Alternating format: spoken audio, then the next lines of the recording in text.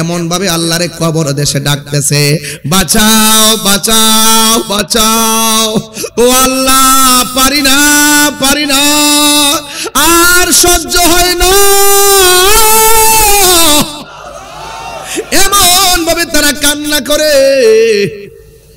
জিন এবং মানুষ ছাড়া পৃথিবীর মধ্যে যত প্রাণী আছে সব কবরের কান্নার আওয়াজ শুনে। ও বন্ধু, ওই কবরে বেনামাজি হইয়া গেলে এমন ভাবে তোমাকে শাস্তি দিবে। এই জন্য আল্লাহ দুনিয়াতে বড় মায়া কইরা পাঠাইছি। আল্লাহ কয়, আমি বান্দারে বড় মায়া কইরা বানাইছি। কাইফা তাকফুরুনা বিল্লাহি ওয়া কুনতুম আমওয়াতান ফাআহইয়াকুম সুম্মা ইউমীতুকুম সুম্মা ইউহয়ীকুম সুম্মা ইলাইহি তুরজাউন। বাবাজিরা, এই মুহূর্তে আমার মৃত্যু হতে পারে কি পারে না? আরো বড় করে পারে কি পারে না? আপনার মৃত্যু হতে পারে কি পারে না? খুব বেশি লম্বা ওয়াজ করব না, তবে এতটুকু বলি, চলে যাওয়ার পরে হিসাব দিতে হবে একজনের দরবার, একজনের কাছে। জবান খুলে বলুন তিনি কে?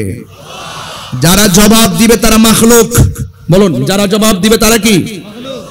আর যিনি জবাব নিবেন তিনি খালেক। খালেক এবং মাখলুক কে? মাখলুক যার তন্দ্রা আছে, মাখলুক যার নিদ্রা আছে, আর খালেক তিনি কে? লা তাখুযুহু সিনাতু ওয়ালা নাওম, যার তন্দ্রা নাই, যার নিদ্রা নাই, তিনি হলো আমার রব। জবান খুলে বলুন তিনি কে? সেই মালিক আমাদেরকে কেন পাঠাইছেন? আল্লাহ বলেন আর রহমান, তিনি রহমান। আল্লামাল কোরআন, যিনি শিক্ষা দিয়েছেন কোরআন। খলাকাল ইনসান, যিনি মানুষ সৃষ্টি করেছেন। আল্লামাহুল বায়ান, যিনি বয়ান শিক্ষা দিয়েছেন। আশ-শামসু ওয়াল কমারু বিহুসবান, হুজুর হুসবান নিয়ম মতো হিসাব মতো চলে, চাঁদ হিসাবে চলে, চন্দ্র হিসাবে চলে। ওয়ান নাজমু ওয়াশ শাজারু ইয়াসজুদান, চন্দ্র তারকা সাজদা করে, গাছ সাজদা করে। আল্লাহ বলেন আল্লামাল আর রহমান আল্লামাল কোরআন খলাকাল ইনসান। আল্লাহ বলেন আমি মানুষ সৃষ্টি করেছি। কেন? ওয়ামা খলাকতুল জিন্না ওয়াল ইনসা ইল্লা লিয়াবুদুন। আল্লাহ বলছেন আমি মানুষ এবং জিন জাতিকে সৃষ্টি করেছি একমাত্র আমি আল্লাহর গোলামি করার জন্য। তাহলে এই গোলামি করতে হলে আল্লাহর বিধান মানার দরকার আছে না নাই? আছে। এই জন্যই তো নবী পাকের প্রিয় সাহাবী, যার নাম উসমান যুন্নুরাইন। নাম কি? উসমান যুন্নুরাইন, জিন্নুরাইন, যুন্নুরাইন। উসমান যুন্নুরাইন তিনি দুই নূরের অধিকারী, দুই নূরের অধিকারী। রাসূল করিম সাল্লাল্লাহু আলাইহি সাল্লাম বলেছেন, আমার যদি আর একটা মেয়ে থাকতো আমি সেই মেয়েটাকে উসমানের কাছে বিয়ে দিতাম। কি মজা পেয়েছেন! উসমান গনি নবী পাকের যে দুইজন মেয়েকে উসমান যুন্নুরাইন রাদিয়াল্লাহু তাআলা আনহুর কাছে বিয়ে দিয়েছেন, একজনের নাম কুলসুম, আরেকজনের নাম রুকায়া। রাসূল বলেন আরেকটা মেয়ে থাকলে আমি সেটাকেও উসমানের কাছে বিয়ে দিতাম। উসমানকে কি বলা হয় জানেন? উসমান যুন্নুরাইনকে জামিউল কুরআন বলা হয়। সুবহানাল্লাহ। না হুজুর, জামিউল কুরআন বলা হয়। কুরআন ছিল আলাদা আলাদা জায়গা জায়গায়।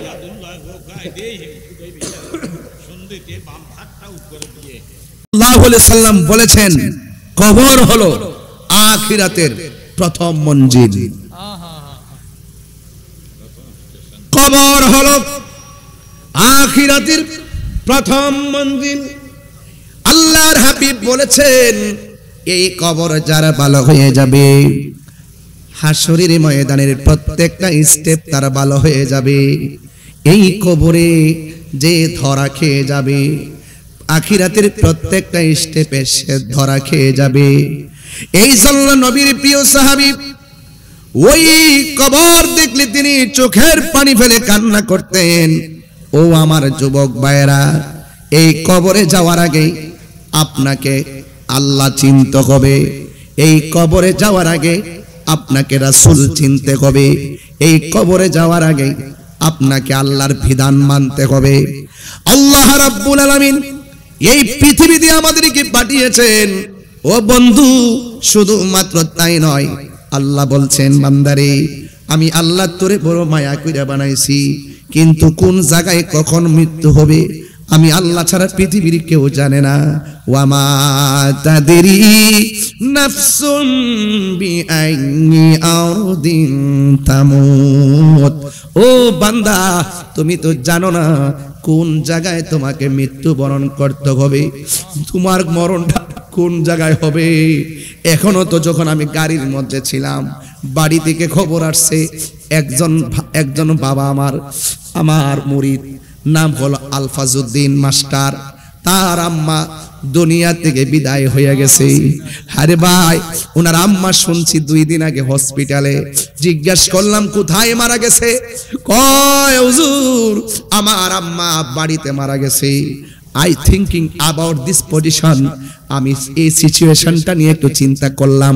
চিন্তাটা হলো এইরকম, 2 দিন হসপিটালে ছিল, সেই জায়গার মধ্যে তার মৃত্যু হলো না, বাড়ির মধ্যে নিয়ে আসার পরে তার মৃত্যু হলো। আল্লাহ পাকের কথা ইউনিভার্সাল ট্রুথ, কোনো সন্দেহ নাই। তার মরণ ঘরে লেখা আছে, হসপিটালে তার মরণ হবে না। তার মরণ বিদেশে লেখা আছে, তার মরণ কোনো গাড়িতে হবে না। তার মরণ ছাদ থেকে পড়ে লেখা আছে, কিন্তু তার মরণ পানিতে পড়ে হবে না। জবানটা খুলে বলুন, যেই কোনো জায়গায় যার যেইভাবে মরণ লেখা আছে, এই মরণটা নির্ধারণ করে রেখেছেন কে? আরো বড় করে বলুন না কে? এই জন্য বাবারা চলে যেতে হবে, কেউ দুনিয়ার মধ্যে থাকবে না গো। এই জন্য আমার যুবক, আল্লাহ বলেন আমি মানুষকে সৃষ্টি করেছি একমাত্র ইবাদতের জন্য। নামাজের মাধ্যমে যে আল্লাহর ইবাদত হয়, রোজার মাধ্যমে সেই রবের ইবাদত হয়, যাকাতের মাধ্যমে সেই আল্লাহর ইবাদত হয়। ও আমার বন্ধুগণ, এ আমার রাউজানের বাবা, ও আমার পটিয়ার বাবা, সাতকানিয়ার বাবা, চন্দনাইশের বাবা, আওয়াজ করে বলুন হেদায়েতের মালিক কে? এই জন্য আল্লাহ বলেন আমি সৃষ্টি করেছি একমাত্র আমি আল্লাহর গোলামি করার জন্য। বান্দারে, তোমরা যদি আমাকে স্মরণ করো, আমি আল্লাহ তোমাদেরকে স্মরণ করব। আমরা আল্লাহকে স্মরণ করি ইবাদতের মাধ্যমে, আমরা আল্লাহকে স্মরণ করি ইবাদতের মাধ্যমে। আর আল্লাহ আমাদেরকে স্মরণ করবেন রহমত এবং আমাদের গুনাহগুলো ক্ষমা করার মাধ্যমে। জোরে বলুন সুবহানাল্লাহ। এই জন্য আমার চন্দনেশের বাবা, এখন জওয়ানকাল, গায়ে শক্তি আছে, এই শক্তি থাকা অবস্থায় আপনাকে ইবাদত করা লাগবে। ও বন্ধু, যৌবন যার যুদ্ধে যাওয়ার সময় তার, আমার নবী আপনার নবী বলেন হাসরের ময়দান যেদিন কায়েম হবে, 7 প্রকারের মানুষকে আমার আল্লাহ আরশের নিচে ছায়া দিবেন। এর মধ্যে এক শ্রেণী হলো যৌবনকালে যার ইবাদত বেশি। এই জন্য মরার আগে যৌবনকালে যা ইবাদত করার ইচ্ছে মতো করেন, কারণ জওয়ানকালে তেলাওয়াত করলে বড় শান্তি লাগে, জওয়ানকালে রুকু দিতে বড় ভালো লাগে, সিজদা করতে বড় ভালো লাগে, 1 মিনিটের জায়গায় 2 মিনিট দাঁড়ায়া কেরাত করতে বড় ভালো লাগে, কিন্তু বার্ধক্যকালে সেই তারতিবের খেলাফ হয়ে যায়। এই জন্য আমার যুবক ভাইয়েরা, আমি প্রায় মাহফিলে যুবক যুবক বলি, বন্ধু বন্ধু বলি, কেন এত আদবে করে ডাক দেয়, ভালোবাসায় ডাক দেয়, যেন আপনারা মসজিদমুখী হয়ে যান, আপনারা যেন মানবতামুখী হয়ে যান। এই জন্য আমি আপনাদেরকে এত মায়া করে ডাকি। বন্ধুরে, ফজরের নামাজের আযান দেয়, তুমি যখন মোবাইলটা বন্ধ করে ঘুমায়া যাও, তখন আমার নবী মদিনা থেকে অনেক বেজার হয়ে যায়। এ উম্মত, তোমরা যখন আমার রবের ইবাদত করো, আমি নবীকে যখন ভালোবাসো, আমি নবীর কাছে বড় শান্তি লাগে। এই জন্য আপনাকে আমাকে ওই কবর দেশে যাওয়ার আগে অত্যন্ত আদবের সাথে আল্লাহর বিধান মানা লাগবে। ভাইয়েরা আমার নবী, আপনার নবী রাহমাতুল লিল আলামিন বলেন, পৃথিবীর মানুষ, তোমরা যদি দিনে এবং রাতে 20 বার যদি মরণের কথা খেয়াল করো, ওই দিন যদি তোমাদের মৃত্যু হয়ে যায়, তাইলে মনে রেখো এই মরণটাকে আমার আল্লাহ শহীদের খাতায় লিখে দিবেন। আরো মায়ার সুরে বলে না সুবহানাল্লাহ। এই জন্য আমার বাবারা, চন্দনাইশের বাবা, কবর বড় ডেঞ্জারাস, এই কবর বড় সাংঘাতিক। এই কবরের ডানে মাটি, কবরের বামে মাটি, উপরে ছানি, নিচে মাটি। যে কাপড়টা গায়ের মধ্যে লাগাইবো, এই কাপড়টার রং হলো সাদা। এমন সাদা কাপড়, যে কাপড়টার মধ্যে কোনো সেলাই নাই, যে কাপড়ের মধ্যে কোনো পকেট নাই। এমন একটা কাপড় আপনার গায়ের মধ্যে লাগাইয়া দিবে, আর এমন একটা ঘরের মধ্যে আপনাকে শোয়াইয়া দিবে। এমপি মন্ত্রীর জন্য যে ঘর হবে, রিকশাওয়ালার জন্য সেই ঘরটাই হবে। আপনারা আওয়াজ করে বলুন, এই ঘরটাকে বিল্ডিং না মাটি? আরো বড় করে কোন বিল্ডিং না মাটি? ভাইরা, অনুরোধ করি, এই কবরে যাওয়ার আগে নামাজের দরকার আছে না? আমার নবী বলে, উম্মত, এই কবরের ভিতরে বেনামাজি হইয়া গেলে এই কবরের ভিতরে শাস্তির কোনো অভাব নাই। এর মধ্যে বেনামাজিকে ভয়ঙ্কর একটা শাস্তি দিবে। এই ডান পাশের মাটি পৃথিবীর এক প্রান্তে চলে যাবে, বাম পাশের মাটি পৃথিবীর আরেক প্রান্তে চলে যাবে, অনেক অনেক দূরত্ব হয়ে যাবে। দুই পাশের মাটি এসে আপনার ডান এবং বাম পাশে এমন ভাবে চাপা মারবো, আপনার ডান পাশের হাড্ডিগুলো বাম পাশের হাড্ডির ভিতরে ঢুকে যাবে। তখন আপনি এমন জোরে একটা চিৎকার মারবেন, ও চন্দনেশ্বর বাবা, একটু আওয়াজ করে কন্যা আল্লাহ। এই আওয়াজে মানি না, জবান খুলে বলেন আল্লাহ। আরো বড় করে বলে আল্লাহ। এমন কিছু গুরুস্থান আছে, এখানে যত মানুষ আসছেন এর চাইতে কয়েকজন মানুষ গুরুস্থানে মাটি দেওয়া হয়েছে। ওরা এখন যেইভাবে কান্না করেছেন, ডাক দিয়েছেন, এমন ভাবে আল্লাহরে কবর দেশে ডাকতেছে, বাঁচাও বাঁচাও বাঁচাও, ও আল্লাহ, পারি না পারি না, আর সহ্য হয় না। এমন ভাবে তারা কান্না করে, জিন এবং মানুষ সারা পৃথিবীর মধ্যে যত প্রাণী আছে সব কবরের কান্নার আওয়াজ শুনে। ও বন্ধু, ওই কবরে বেনামাজি হইয়া গেলে এমন ভাবে তোমাকে শাস্তি দিবে। এই জন্য আল্লাহ দুনিয়াতে বড় মায়া কইরা পাঠাইছি। আল্লাহ কয়, আমি বান্দারে বড় মায়া কইরা বানাইছি। কাইফা তাকফুরুনা বিল্লাহি ওয়া কুনতুম আমওয়াতান ফাআহইয়াকুম সুম্মা ইউমিতুকুম সুম্মা ইউহয়িকুম সুম্মা ইলাইহি তুরজাউন।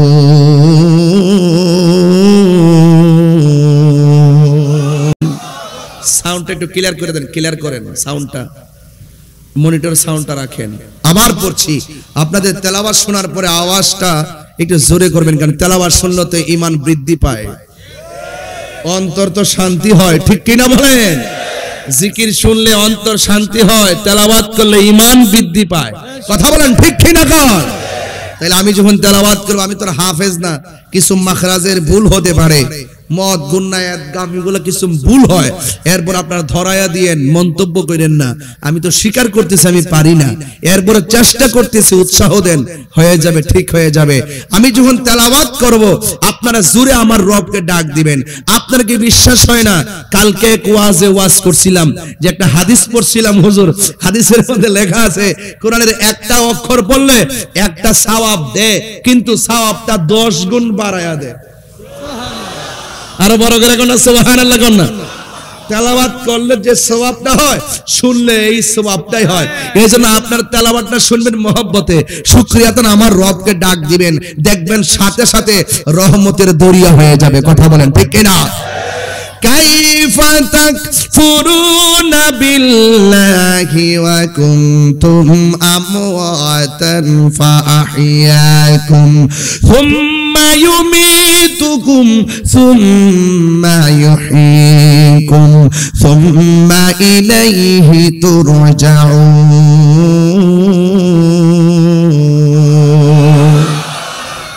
আল্লাহ বলে, বান্দারে, কেমন করে তুমি আমি আল্লাহকে তোমরা অস্বীকার করছো?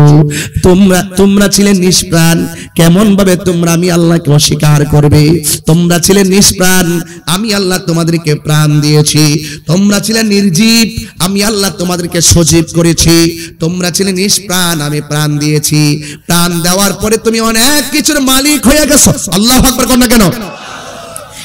এরপরে আমি আল্লাহ আর একটা থাবা দিয়া দুনিয়ার সব প্রাপ্তির ফলাফল শূন্য বানিয়ে দিব। এই থাবার নাম হলো মৃত্যু। মৃত্যু যখন আসবে তখন তোমার সব দরজা বন্ধ হয়ে যাবে। আমার বাবারা, ওই কবরে যাইবেন। আমার নবী, আপনার নবী রাহমাতুল লিল আলামিন বলেছেন, এই কবর বড় সাংঘাতিক জায়গা। এই জন্য আমার আল্লাহ বলেন, এই কবরে যাওয়ার আগে আমি আল্লাহ তোমাদেরকে যে বানাইলাম, দেখেন আমাদের চন্দনাইশের জমিনে যে কবর দেওয়া হয়, কবর দেওয়ার সময় মাটি দেওয়া হয়, মাটি দেওয়ার সময় একটা আয়াত পড়া হয়। এই আয়াতটা অনেকে পড়তে চান না, ইচ্ছে মতো ডিল ডাল দিয়ে ফালাইয়া যান, তাড়াতাড়ি মাটি দিয়ে চলে যান, আপনি এত ব্যস্ত হয়ে গেলেন। গতকাল একটা জানাজার মাঠে ছিলাম, 2 মিনিট কথা বলার সময় মানুষে বলে উঠলো, তাড়াতাড়ি করেন, রৌদ্র লাগতেছে, তাড়াতাড়ি করেন, মানুষের কষ্ট হইতেছে। একটা মানুষের চির বিদায় দিব, আর মানুষ ওই মাঠের মধ্যে গিয়ে অস্থির হয়ে যায়। মসজিদের মধ্যে গেলে কয় তাড়াতাড়ি নামাজটা পড়ান, অস্থির হয়ে যায়। কিন্তু বাজারের মধ্যে বৈশা, দোকানের মধ্যে বৈশা ঘন্টার পর ঘন্টা আড্ডা মারে, ঘড়ির কাঁটার দিকে তাকায় না। এমন কিছু মানুষ সমাজে আছে না নাই? এই আওয়াজে মানি না, জবান খুলে কোন আছে না নাই? এই জন্য দুনিয়ার মধ্যে সবচাইতে নিকৃষ্ট জায়গা হলো বাজার। কথা বলেন ঠিক কিনা? সবচাইতে উৎকৃষ্ট জায়গা হলো আল্লাহর ঘর, মসজিদ। মহিলাদের জন্য উত্তম জায়গা হলো তাদের ঘর, পুরুষের জন্য উত্তম জায়গা হলো আল্লাহর ঘর, মসজিদ। এই জন্য আমার বন্ধুগণ, আমার নবী, আপনার নবী রাহমাতুল লিল আলামিন আমাদেরকে অনেকভাবে সতর্ক করেছেন। এখন মাটি দেওয়ার সময় দোয়াটা যে পড়ি, এই আয়াতটা দিয়েই তো 2 ঘন্টা ওয়াজ করা যায়। মিনহা খালাকনাকুম ওয়া ফিহা নুঈদুকুম ওয়া মিনহা নুখরিজুকুম তারাতান উখরা। এইভাবে আপনি মুষ্টি মুষ্টি মাটি দিয়ে আপনি বিদায় দিয়ে দিবেন। হাজার হাজার মানুষ আমরা মাহফিলের মধ্যে আজকে বসলাম। আমার পাশে আমার বাজান আছেন, অনেক প্রখ্যাত আলেমে দ্বীন, উস্তাদুল উলামা, শামসুল ফুকাহা, বাদরুল ফুকাহা। এমন একজন হাস্তি আলেম নিয়ে হাত বাড়াইছি, এমন একজন আলেম পাশে রেখে আমি কথা বলছি। চইলা গেলে বুঝবেন মূল্য কত ছিল। এখন তো আছে, আমরা অনেকে বুঝি না। এইরকম আলেমগুলা এখনো জিন্দা আছে দেখা বাতিলরা আমাদের ঘরে হানা দিতে পারে না। কথা বলেন ঠিক কিনা? আরে আওয়াজ করুন, ঠিক কিনা বলেন? এই জন্য আমার বন্ধুগণ, আমি আপনি পৃথিবী ছেড়ে চলে যাব। কোন দিন চলে যাব কেউ আমরা জানি না রে বাবা। আমার নবী, আপনার নবী রাহমাতুল লিল আলামিন আমাদেরকে অনেকভাবে সতর্ক করেছেন। আমরা যখন মরণের ঘাটে পড়ে যাব, দেখবেন অনেক মানুষ মৃত্যুর ঘাটে গেলে পায়খানা করে বিছানা বাসায় দেয়, প্রস্রাব করে বিছানা বাসায় দেয়। আর চন্দনেশের মানুষ আমরা সব সময় আল্লাহরে বলবো, আল্লাহ মৃত্যু যখন দিবা পবিত্র অবস্থায় মৃত্যু দিও, মৃত্যু যখন দিবা ওযু অবস্থায় মৃত্যু দিও, মৃত্যু যখন দিবা আর কিচ্ছু চাই না, আমার নবীরে দিদার দিয়া দিয়া আমাদেরকে মরণ দিও।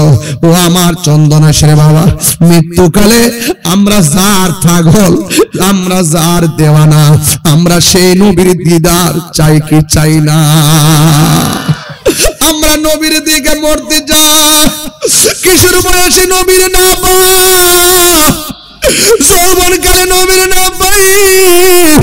ও আল্লাহ, মরণের ঘাটে আমরা রে নবী দেখায়া মরণ দিও, নবী দেখায়া মরণ দিও, নবী দেখায়া মরণ দিও। আমরা মরণের কালে নবী দেখতে চাই কি চাই না?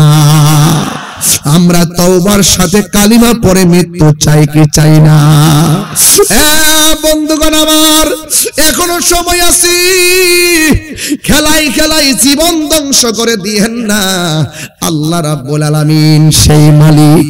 আমরা আল্লাহ বলেন ফি আইয়ি সূরাতিম মা শাআ রাক্কাবাক, আমি আল্লাহ যেমন ভাবে চাইছি এমন ভাবে তোমার চেহারাটারে বানাইছি। খলাকতু বিয়াদাইয়া, আমি আল্লাহ নিজের হাত দিয়ে তোমার চেহারাটা বানাইছি। এত মায়ার চেহারা, মুখের ভিতরে একটা জিহ্বা দিয়া দিছে, থুতু দিয়া ভিজা ভিজা। অনেকে থুতু দেখলে ঘৃণা করে, আর এই থুতু নিজের থুতু নিজে বাহিরে ফালাইয়া ভিতরে নেয় না, অথচ এই থুতু জিহ্বার মধ্যে লইয়া সারাদিন খেলামেলা করে। থুতুটার কি মূল্য?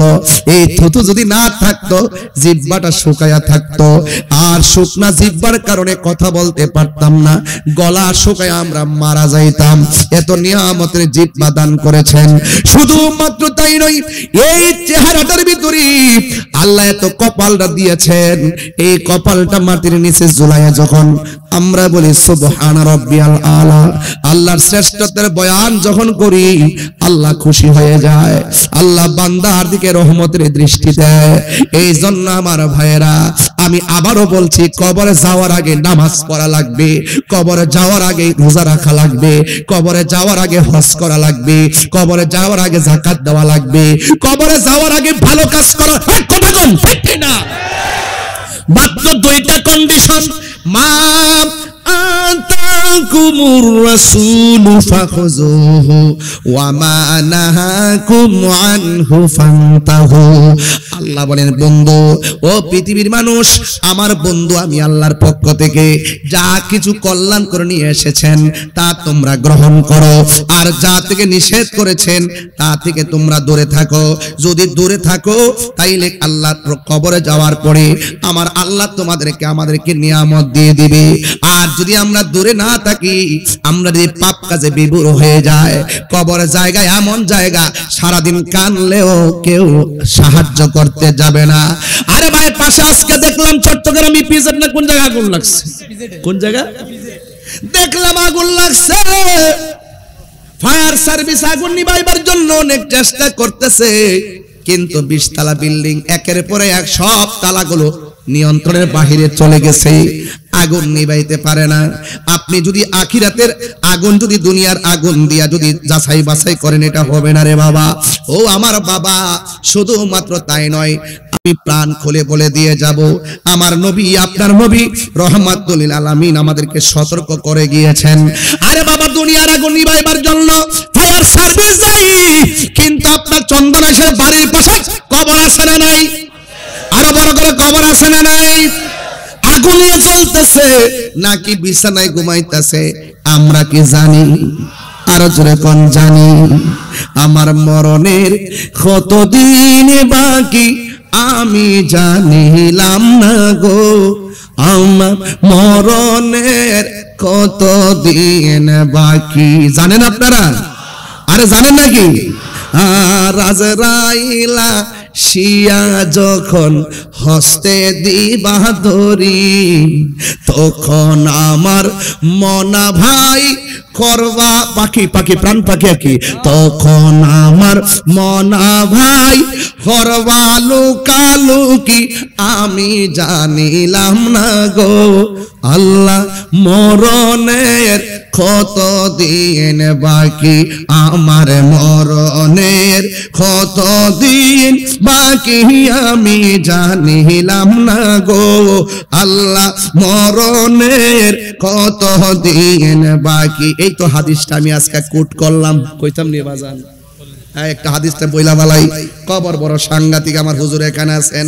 আন আনাসিন রাদিয়াল্লাহু তাআলা আনহু قال, হযরতে আনাস রাদিয়াল্লাহু তাআলা আনহু থেকে বর্ণিত, তিনি বলেছেন, قال রাসূলুল্লাহ সাল্লাল্লাহু আলাইহি ওয়াসাল্লাম, আমার নবীর নূরানি জবান মুবারক দিয়ে তিনি বলছেন, ইন্নাল আবদা, নিশ্চয়ই বান্দাকে, ইজা ফুদিআ ফি কবরিহি, যখন কবরের মধ্যে নামানো হবে, যখন বান্দাকে মৃত্যুর পরে কবরের মধ্যে রাখা হবে।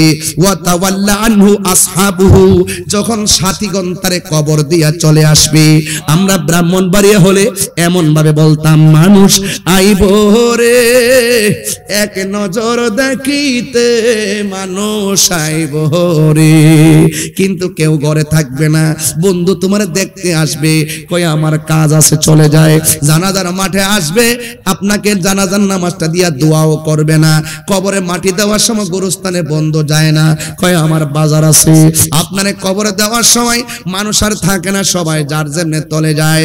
আমার নবী আপনার নবী বলেন, ইন্নাল আবদা, আমার নবী আপনার নবী বলতেছেন, আমার নবী বলেন, ইন্নাল আবদা ইজা ওদিআ আলা ফি কবরিহি, যখন মাইয়িতকে মরে যাওয়ার পরে কবরস্থ রাখা হয়, ওয়া তাওয়াল্লা আনহু আসহাবুহু, যখন তার সাথীরা কবর থেকে ফিরে আসে, ইন্নাহু, ওই মৃত্যু ব্যক্তি, লা ইয়াসমাউ কুরআনি আলিহিম, পায়ের আওয়াজ শুনতে পায়, পায়ের আওয়াজ শুনতে পায়, পায়ের আওয়াজ শুনতে পায়।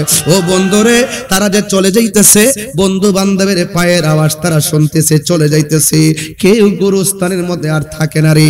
40 কদম হাঁটিয়া আসিবে স্বজন, মুনকার নাকির হাজির হইবে রে তখন।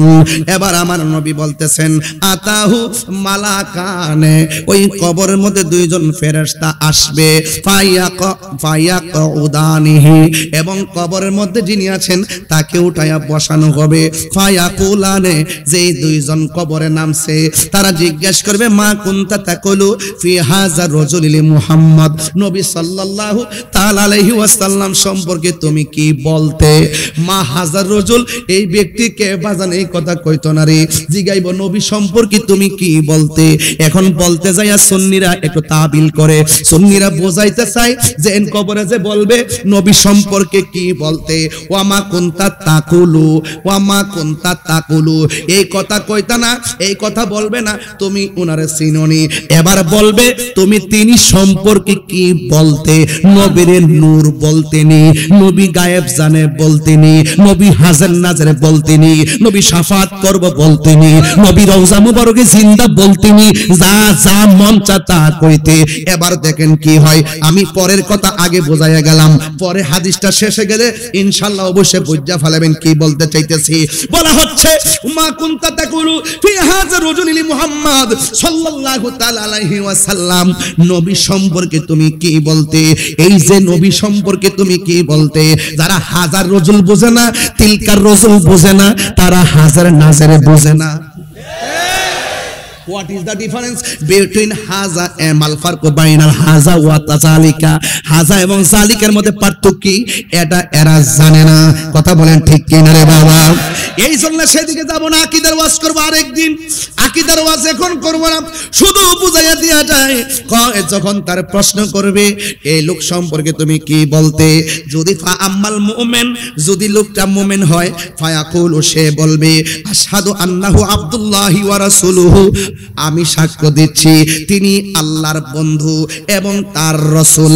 তিনি আল্লাহর বন্ধু, বিয়াদবরা কইব আল্লাহর বান্দা, আমরা কই বন্ধু। এখানে পার্থক্য, বিয়াদবরা কয় ফাও মুবারক, আমরা বলি কদম মুবারক। বিয়াদবরা বলে কফাল মুবারক, আমরা বলি সের মুবারক। বিয়াদবরা বলে ঘাম মুবারক, আমরা বলি পসিনা মুবারক। বিয়াদবরা বলে সাংবাদিক, আমরা বলি বার্তা বাহক। কথা বলেন ঠিক কিনা? পার্থক্য বুঝেন না আপনারা? আজ থেকে বহুত বছর আগে তারা আমার নবীজিকে পিওনো পর্যন্ত বলছে, হুজুর পিওনো পর্যন্ত বলছে। ওরা আপনারা তো সংগ্রাম করছেন হুজুর সারা জীবন এদের সাথে, এরা সারা জীবন বলছে নবী রওজা মুবারকে মরে পচে মাটির সঙ্গে মিশে গেছে। আমাদের আকাবেররা দলিল দিতে দিতে এই শেষ বয়সে দেখা ফেলাইছে, ওরা এখন নবীজিকে জিন্দা নবী মানে। এই যুবক ভাইরা হাত তুলে বলো ঠিক কিনা বলো? সুন্নিরা কি দালালের জন্য কথা বলে? সুন্নিরা দলিলের জন্য কথা বলে ঠিক কিনা বলেন? এই ওয়াজ আমি বাংলা করে গেছি, বাংলা ভাষায় এই ওয়াজগুলো করছি।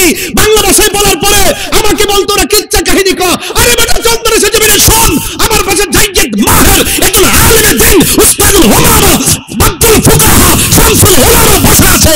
আমি যে এবারে অর্থ তুলতেছি, একটা অর্থ মন করা তুলছি না। কথা বলেন ঠিক কিনা?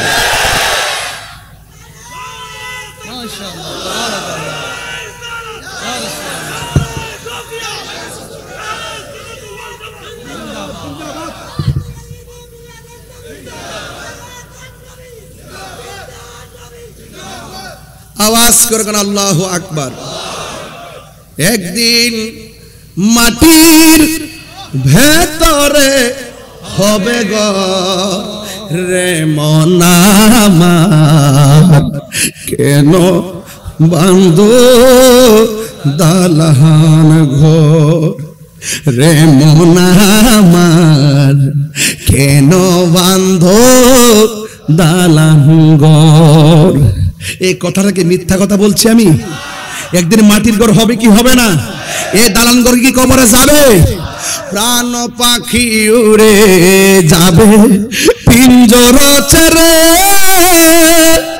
ধরা ধামে সবই রবে, তুমি যাবে চলে। বন্ধু বান্ধব যত অতপিতা তার শত হয়ে যাবে সবই তোমার পরে মন আমার, কেন দালান ঘর রে মন আমার, কেন বাঁধো দালান ঘর। এই যুবকরা, গান বলে উড়িয়ে দিও না, একটু চিন্তা করো আমি কি বলেছি। রাহি ভাই বলছিল, কে বলছে চিন্তা করো না, কি বলেছে সেটাই দেখো, এটাই সঠিক কথা। যদি সত্য হয়, রিকশাওয়ালা হলেও তার কথা আমি মানতে বাধ্য। রাইট? ছোট্ট সন্তানটা, ছেলেটাও যদি বলে হক কথা, আমি সেটা মানতে বাধ্য ভাই, আমি এটা মানতে বাধ্য। সবার আগে আমি একজন মানুষ, এই মানুষটাকে আল্লাহ মায়া কইরা বানাইছে, ঠিক কিনা বলেন? গর্ববোধ করি যে মুসলমানের ঘরে জন্মগ্রহণ করেছি।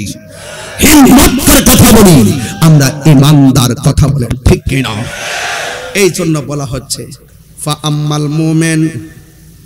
আপনাদের কষ্ট হচ্ছে বোধহয়, বেশি লম্বা হয়ে যাচ্ছে ওয়াজ, আর একটু সামনে যাব ইনশাল্লাহ। আপনাদের ধৈর্য কি আছে ইনশাল্লাহ? রাত্র তো অনেক বেশি হয়ে যাচ্ছে, কষ্ট হচ্ছে আপনাদের। ফা আম্মাল মুমিন, যদি চন্দনাইশের প্রেমিকটা মুমিন হয়, সুবহানাল্লাহ না? এই যে মুরব্বী বসে রয়েছে না, চোখের পানি ফালায় ছল ছল করে কাঁদতেছে, বাবা এখন বসতে পারতেছেন না, বুড়া মানুষ তো বেহেশতে যাইতো না। হাদিস শরীফে দেখছি, আমার হুজুর এখানে আছে, 33 বছরের জওয়ান বানাই আল্লাহ বেহেশতে পাঠাই দিবে। আল্লাহু আকবার বলেন না কেন? আমার যুবক ভাইয়েরা, বলা হচ্ছে ফা আম্মাল মুমিন, যদি সে মুমিন হয়, ফায়াকুলু, সে বলবে আশহাদু আন্নাহু আব্দুল্লাহি ওয়া রাসূলুহু, আমি সাক্ষ্য দিচ্ছি তিনি আল্লাহর বন্ধু এবং তিনি হলেন আল্লাহর রাসূল। ফায়ুকালু লাহু, তাকে বলা হবে, কাকে?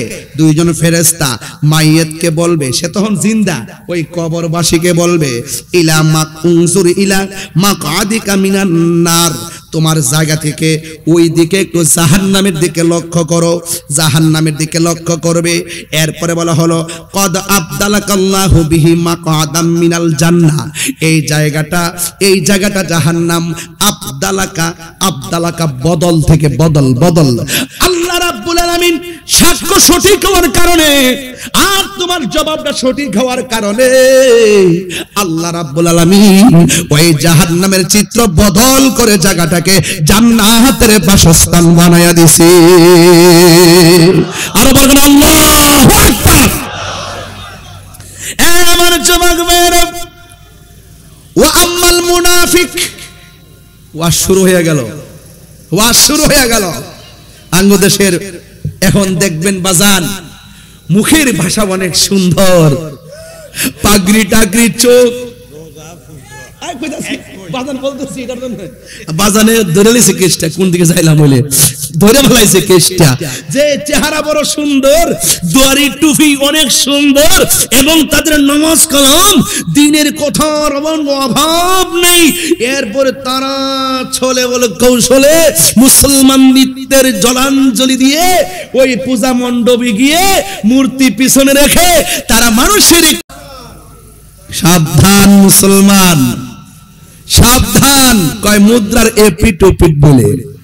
আরে মুসলমান যে মুদ্রা আছে সেই মুদ্রা এপিটও কেউ থাকবে না, ওপিটও কেউ থাকবে না। কথা বলেন ঠিক না? মুসলমানদের আবার এপিট আর ওপিট কি? মুসলমান একটা ঘর, মুসলমান একটা প্ল্যাটফর্ম, মুসলমান একটা অস্তিত্বের জায়গা, সেই জায়গাকে জলাঞ্জলি দেওয়া যাবে না। আমাদের সুন্নিদের কনসেপ্ট কি? হিন্দুরা এই দেশে শান্তিতে বসবাস করবে, তাদের নিরাপত্তা আমরা ইনশাআল্লাহ দিব। এরা এদের পূজা করবে, আমরা আমাদের মাহফিল করব, নামাজ পড়ব। কথা বলেন ঠিক কিনা বলেন? হ্যাঁ, এই জন্য রমজান মাসে কি তাদের পূজা পড়তে পারে না? কথা পারে কি না? তাদের পূজা তারা করবে, কিন্তু আমরা আমাদের রোজা রাখবো। কিন্তু আমি এই কথা বলতে পারবো না যে এপিট আর উপিট, রোজা আর পূজা এপিট আর উপিট, এই মন গড়া ব্যাখ্যা দিয়া ইসলাম চলে না। কথা বলেন ঠিক কিনা? যুবক ভাইয়ের আমার, আমি আরো আপনাকে সেভ করে দিচ্ছি, কথা বলতে সংযত হয়ে কথা বলবেন। আপনারা এতদিন কি বললেন আর এখন কি করছেন? জাতি এখন আস্তে আস্তে বুঝতেছে, আর তাহিরি তো আগের থেকে বোঝা শুরু করছে। আমি তো জানি ওরা কি করতেছে, ওদের মধ্যেই তো ABCD। কিন্তু মনে রাখবেন, সুন্নিরা জানে আপনাদের অবস্থান কতটুকু।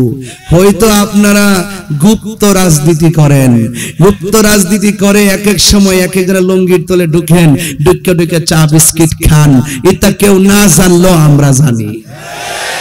আপনারাই খালাম্মা ডাকেন, আপনারাই শাশুড়ি ডাকেন, আপনারাই জননী ডাকেন, আপনারাই কাকি আম্মা ডাকেন, আবার আপনারাই তাদের মাথার উপরে আবার আসর হয়ে বসেন, আবার বান্ডেল দিলে আবার কোলাকুলি করেন। এই দ্বিচারিতা আমরা পারবো না। এই জন্য বলছি আম্মাল মুনাফিক, তার মানে বোঝা গেল কবরের ভিতরে যে মুনাফিকরা ধরা খাবে। আমার রাসূল এখানে শুধু কাফের বলে নাই, বলছে মুনাফিক। ওয়া আম্মাল মুনাফিক ওয়াল কাফের, আর কবরের মানুষটা যদি মুনাফিক হয় কাফের হয়, দুইটা শব্দ পাশাপাশি, রাসূল বলছেন কাফেরের চাইতো মুনাফিক আরো ভয়ঙ্কর। ঠিক কিনা বলেন?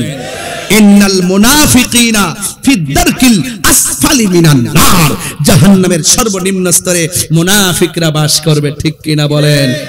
বলা হচ্ছে ওয়া আম্মাল মুনাফিক ওয়াল কাফের, কবরের মানুষটা যদি ইয়া হয় মুনাফিক এবং কাফের হয়, ফায়ুকালু লাহু, তাকে বলা হবে, কি বলা হবে? মা কুনতা তাকুলু ফি হাযার রাজুল, এই লোক সম্পর্কে অর্থাৎ নবী সম্পর্কে দুনিয়ায় তুমি কি বলতে? তখন সে বলবে ফায়াকুলু, অতঃপর সে বলবে লা আদ্রি, আমি জানি না, কুনতু আকুলু, আমি ওই কথাই বলতাম, মা ইয়াকুলুন নাস, মানুষে যা বলতো আমি তাই বলতাম, যা বলতো তাই বলতাম। দেখবেন আমার দেশের মধ্যে অনেক বড় বড় দলের বড় বড় নেতা আছে, কয় ওকুল জাল হক ওয়া জাকাল বাতিল, কি জানে কইলো, বুঝলাম না কিছু।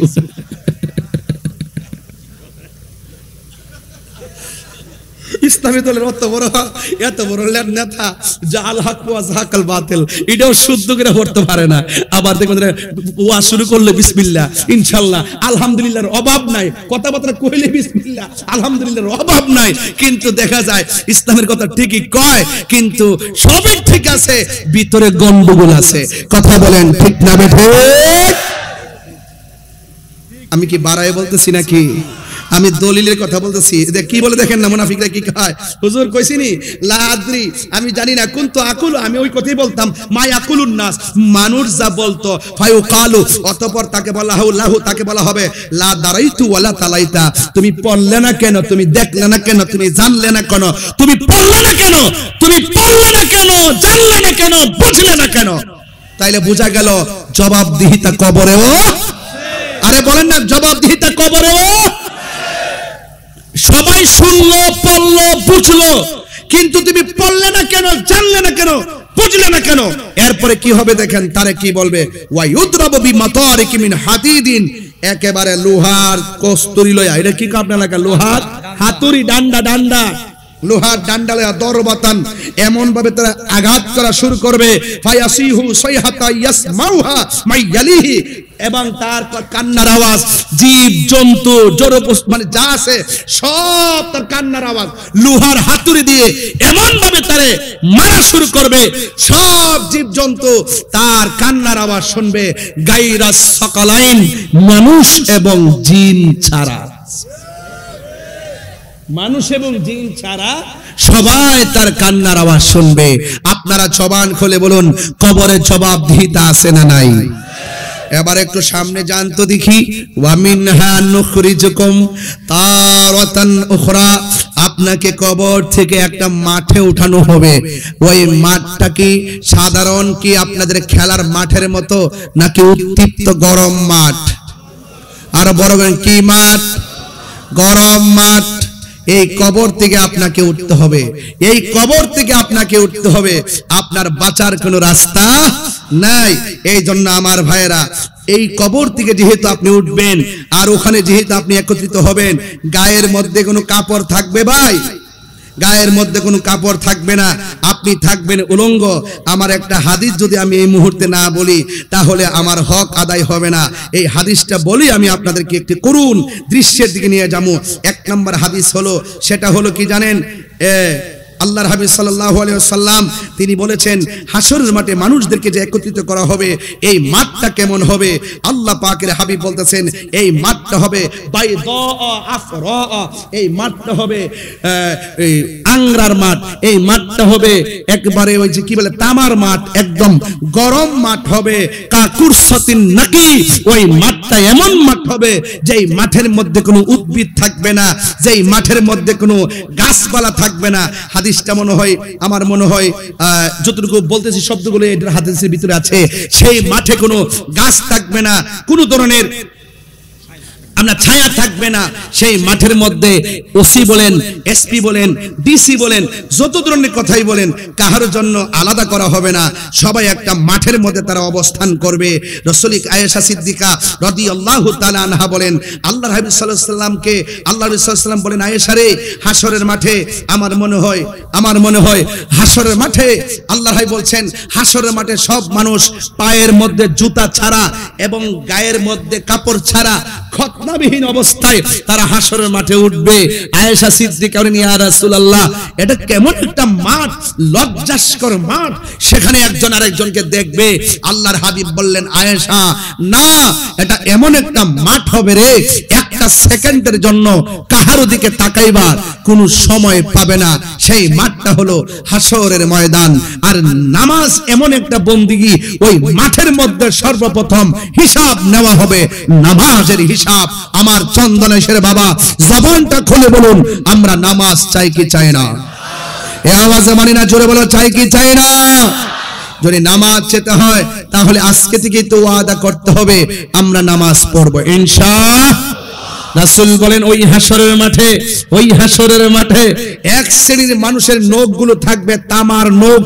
কিসের নখ? তামার নখ থাকবে। এই তামার নখ দিয়ে তাদের চেহারার গোশতগুলো টেনে টেনে ভক্ষণ করবে। রাসূলুল্লাহকে প্রশ্ন করা হয়, ইয়া রাসূলুল্লাহ, এদের নখগুলো কেন এত বড় বড়? আর নখগুলো হলো তামার আর পিতলের, আর এই নখ দিয়ে তাদের গালের গোশত নিজেরাই নিজে গোশত খুলছে এবং তাদের চেহারার চামড়া ছিঁড়ছে। ওরা কারা?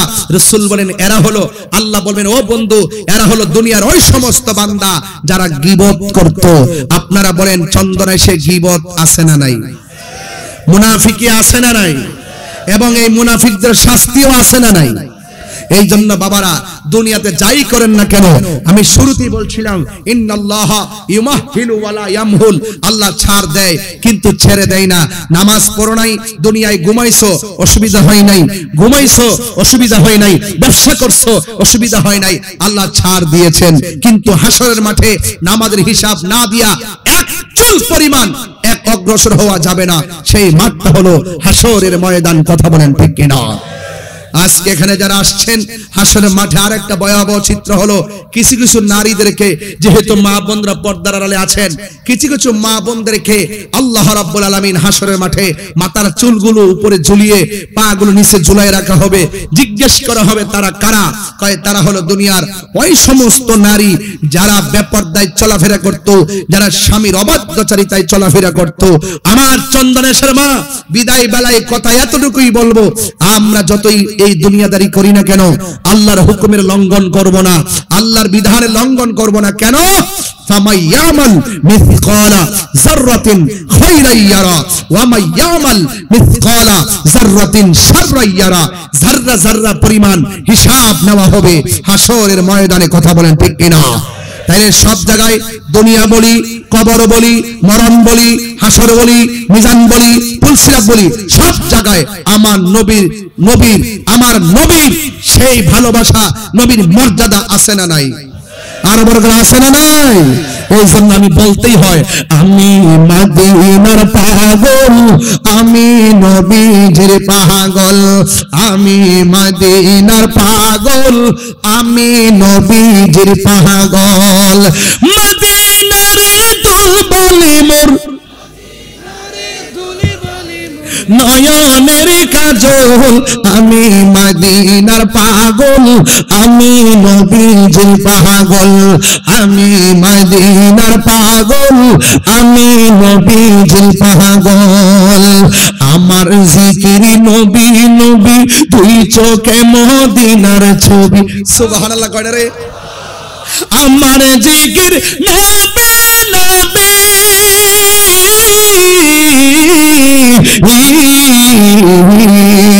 আমার জিকির নবী নবী, দুই চোখে মদিনার ছবি।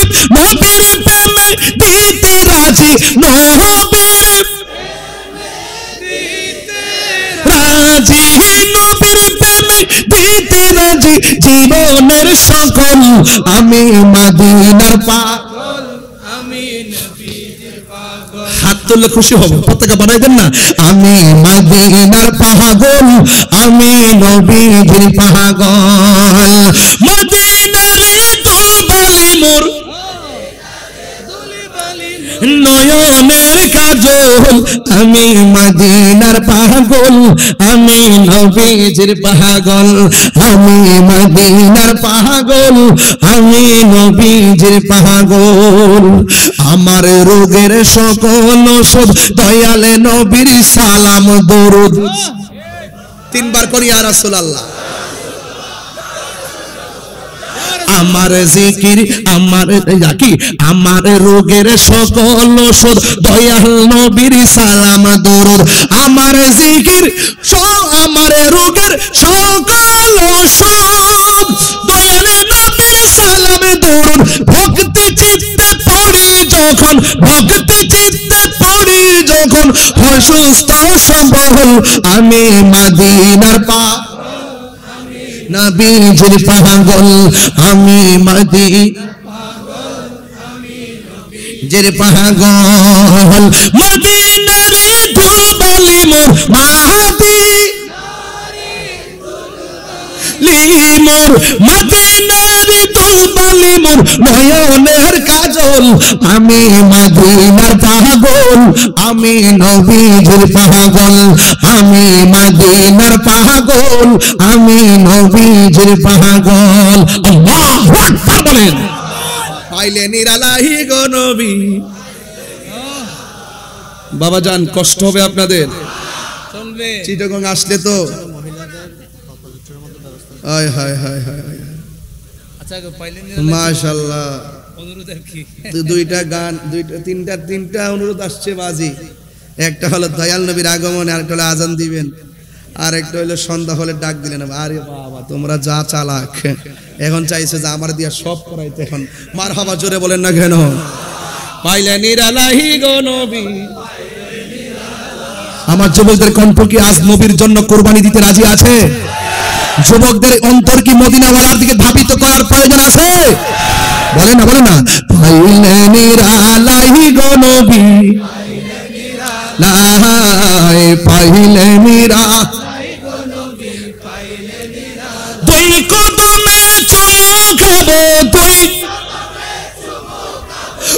চরণে ধুলি মাখিব গাই পাইলে নিরা পাইলে নিরালাই পাইলে নিরা আমার নবী নূরের নবী আমার নবী জিন্দা নবী ঠিক না আমার নবী নূরের নবী আমার নবী জিন্দা নবী বলো আমার নবী আমার নবী জিন্দা নবী দয়া করে থাইকো নবী মরহমের বেলাই বলো না দয়া মরহমের বেলাই পাইলে নিরালাই গো নবী পাইলে নিরালাই পাইলে নিরালাই তুই কদমে চুমু খাবো তুই চরণে ধুলি মাখিব গাই পাইলে নিরালাই পাইলে নিরালাই।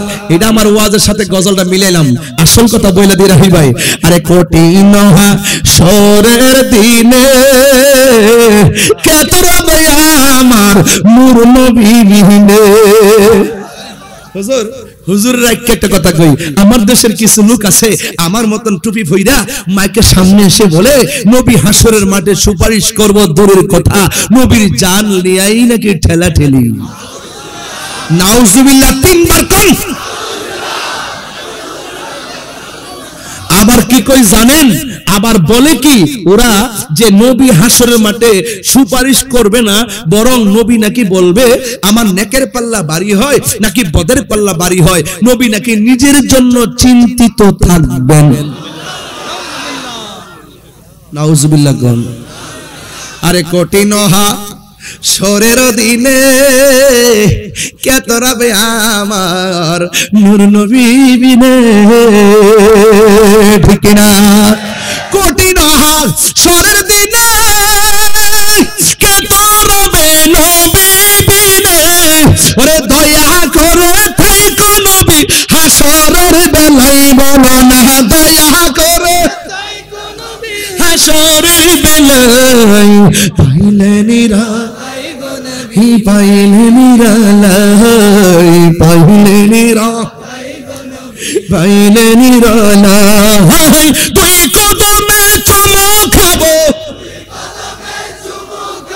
চরণে ধুলি মাখো গাই পাইলে নিরালাই পাইলে নিরালাই। একটা স্বপ্ন আপনাদের সবার ভিতরে আছে, কোনটা জানেন? নবীর দিদার। এই জোরে কোন ঠিক কিনা? একদিন স্বপ্নে দেখলে গজারে সব গুনাহ তোমার আমার জড়িয়া পড়বে ঠিক কিনা।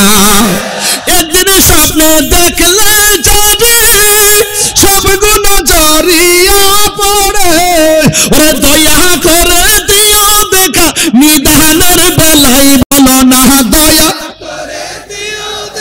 নিদানের বেলায় পাইলে নিরালাই হায় হায় রে পাইলে নিরালাই পাইলে নিরালাই তুই কদমে চুমু খাবো চরণে ধুলি মাখিব গাই পাইলে নিরালাই গো নবী পাইলে নিরালাই পাইলে নিরালাই গো নবী পাইলে নিরালাই পলকে জীবন দিয়ে দেব যদি নবী আপনি চান ঠিক না। ওগো আর জি আমার এই জীবন একবার দেখা দাও হাবিবি ইয়া রাসূলুল্লাহ হাবিবি ইয়া হাবিবাল্লাহ হাবিবি ইয়া রাসূলুল্লাহ হাবিবি ইয়া হাবিবাল্লাহ ঠিক না। আপনারা নবী দেখতে চাই কি চাই না? আমরা রাসূল দেখতে চাই কি চাই না? এখন বলুন, এখন সরাসরি আমার হুজুর এখানে বসে আছে, সবাই বলুন আমার নবী কবরে শরীর মুবারকে থাকার ক্ষমতা আছে না নাই? কবরে কি ছবি না নবী? আর বড় করে কবরে কি ছবি না নবী? যারা মানুষকে বলে কবরে নাকি ছবি দেখাবে, এরা মিথ্যা বলেছে, ভ্রান্ত বলেছে, বানোয়াট কথা বলেছে। আমার নবী কবরে সশরীরে হাজির থাকবেন, কথা বলেন ঠিক কি না?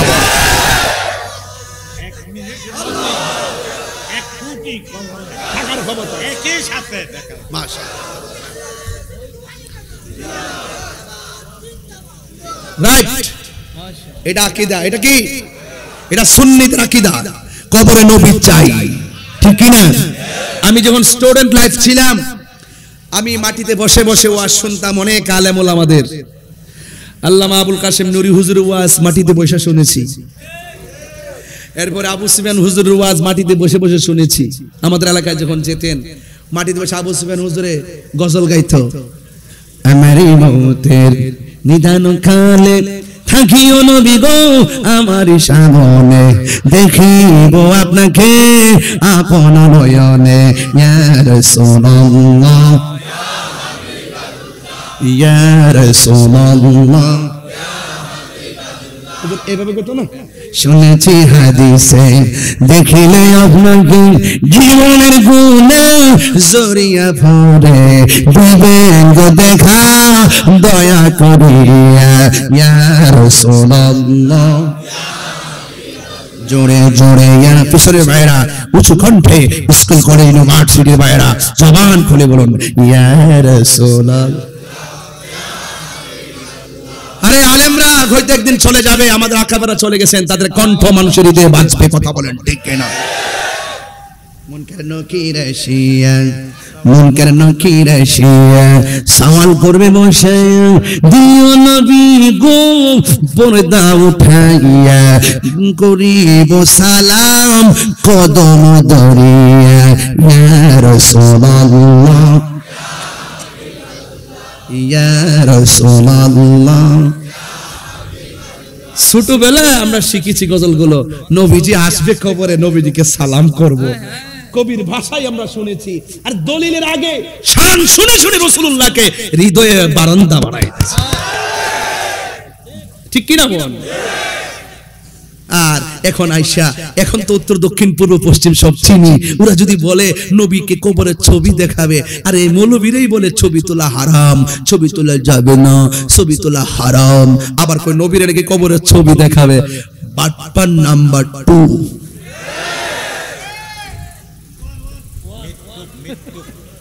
মিথ্যুক, কাযাব, ঠিক কি না বলেন?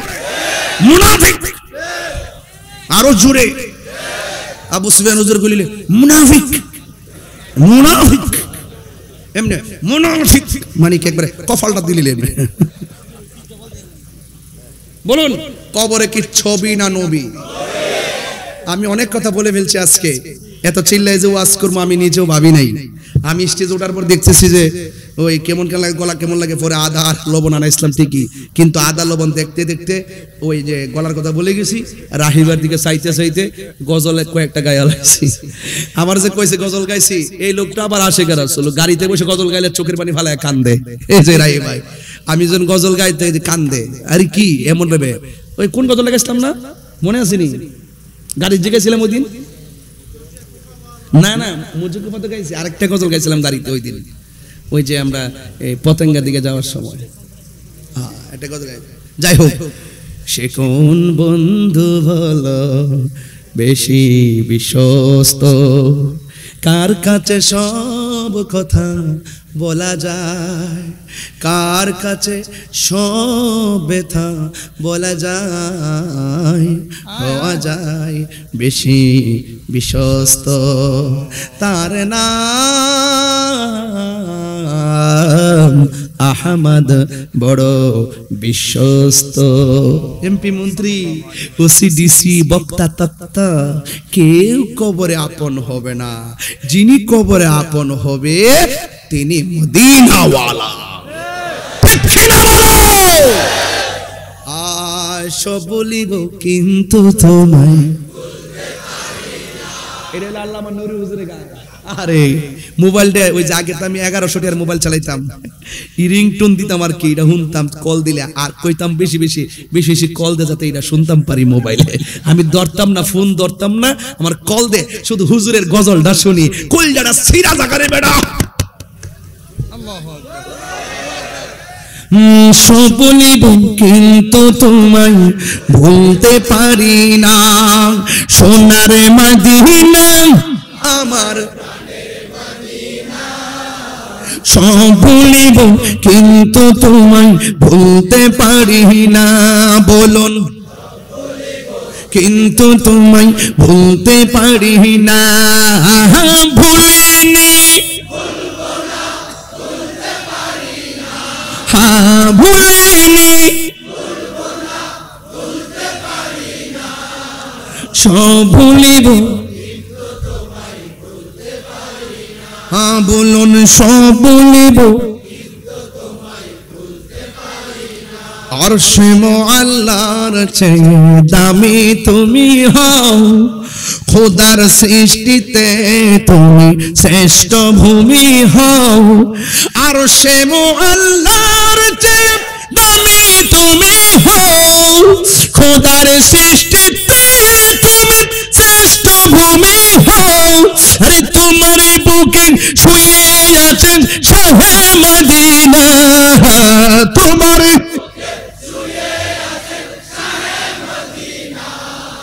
সব ভুলিব কিন্তু তোমায় ভুলতে পারি না, সব ভুলিব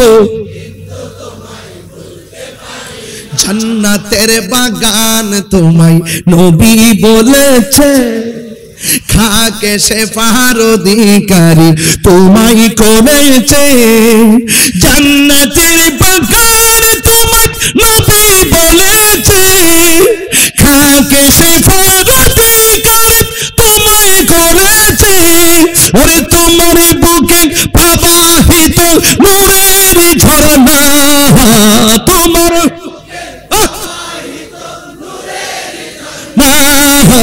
সব ভুলিব না, বলুন সব বলিব কিন্তু তোমায় ভুলিনি, ভুলিনি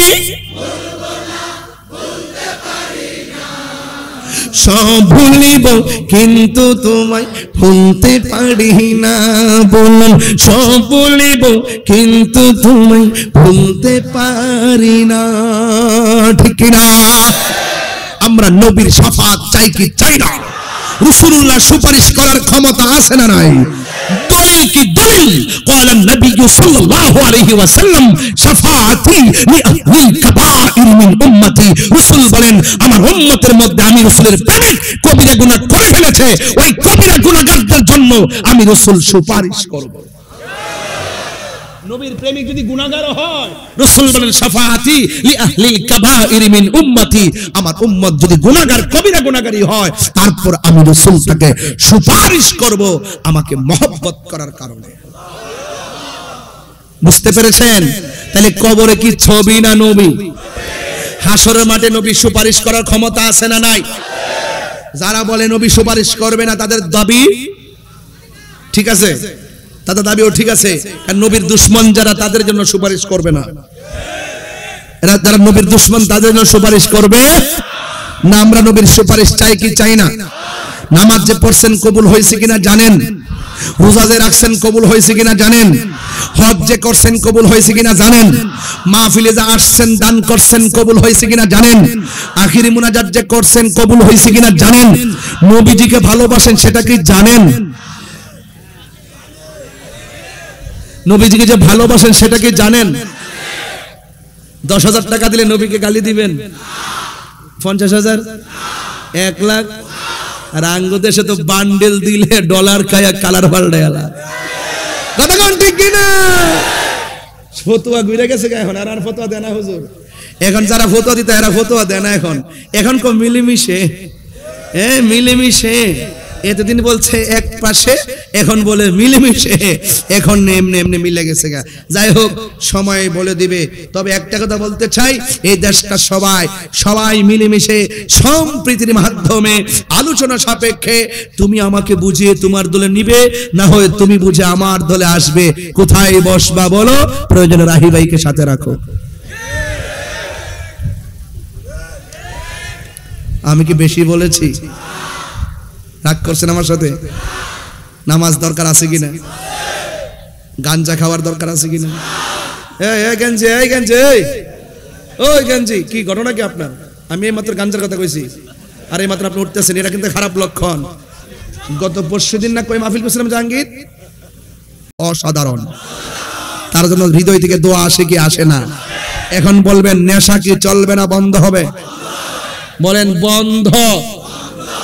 আপনারা বলেন নেশা, ইয়াবা, ফেন্সি, গাঞ্জা, সুদ, ঘুষ।